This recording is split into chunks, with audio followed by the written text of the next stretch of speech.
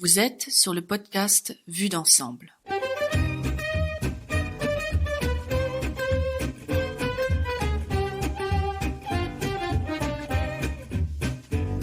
Hello à tous et bienvenue dans la 2e saison dans ma roulotte.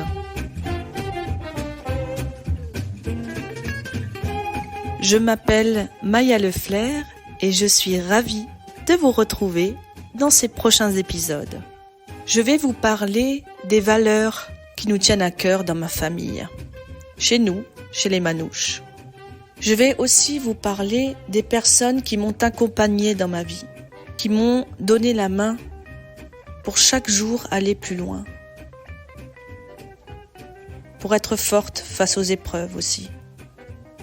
Je vais vous parler d'une femme qui m'aura marquée, à tout jamais d'ailleurs. On la surnommait l'oiseau rebelle, Pisla Louise Hemstetter.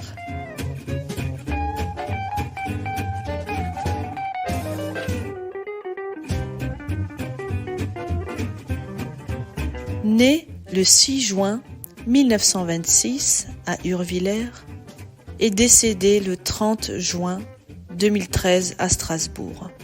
Pisla, ce qui veut dire dans notre dialecte un peu, elle vivait avec ses parents, ses frères et sœurs. En roulotte, tirée par des chevaux, elle en aura vécu des choses de la vie. Elle nous raconte dans son livre les épreuves qui l'ont marquée, notamment la guerre de 39-45, lorsqu'elle fuyait avec ses parents, lorsqu'ils se protégeaient aussi. Son combat de tous les jours était la nature et les valeurs qui lui tenaient à cœur. J'aimais beaucoup discuter avec elle, m'asseoir à côté d'elle et parler de la vie lorsqu'elle me donnait des conseils. Et j'aimais aussi lorsqu'elle avait quelque chose de franc à me dire, que ce soit bon ou mauvais, elle disait les choses naturellement, sans passer par 1000 chemins. J'aime beaucoup ça, les gens francs. Pour vous raconter quelques anecdotes qui me reviennent, lorsque nous partions ensemble au Sainte-Marie de la Mer, elle était la doyenne de notre communauté. C'est devant sa caravane que tout se passait. La musique, les prières, la vie, tout simplement. Pour vous donner un exemple de valeur, lorsque des jeunes sont par exemple assis et qu'une personne âgée arrive, nous nous levons à l'unisson pour lui laisser la place. Ça vous paraît normal? Mais je crois que de nos jours, ces valeurs existent de moins en moins. C'est pareil pour les personnes qui fument la cigarette devant nos grands-parents ou devant nos parents. Même certains de mes oncles, bien adultes, au-delà de 40 ans, ne fumaient jamais devant des personnes âgées. Signe de respect. Pour en revenir à Pisla, elle nous entraînait à danser, à chanter. Aussi, lorsque nous allions faire des balades avec elle, elle nous surveillait de coin de l'œil pour que surtout nous ne marchions pas sur les fleurs qui poussaient dans l'herbe. Et comme elle nous le disait toujours, il faut respecter la nature. Nous sommes que de passage. Pisla était une artiste.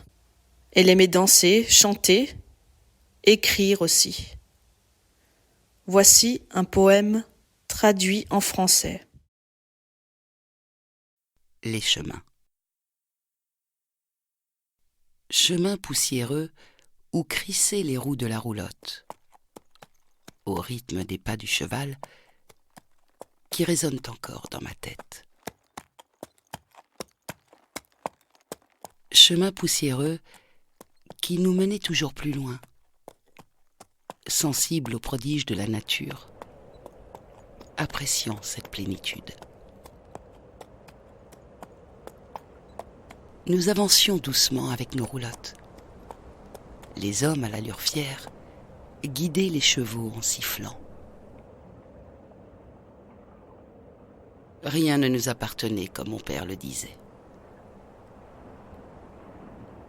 Mais nous appartenions au monde et vivions en harmonie avec lui. Par-delà les contrées lointaines, nos chants emportés par le vent sous un ciel pur volaient au-dessus des plaines pour adoucir les âmes en peine. chemin poussiéreux, chemin venteux, chemins empreints de paroles, chemin chantant, chemin pensant, chemin changeant, chemin chargé d'histoire. Regardant autour de moi, je m'étonne de voir à quel point le monde a changé. Poème de Louise Hemstetter, traduit du romani en français par sa fille Marie.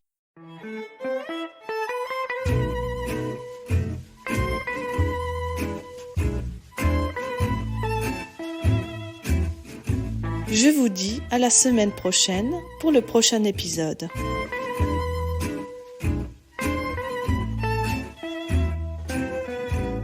Je remercie Ingrid Lefrançois d'avoir lu ce poème.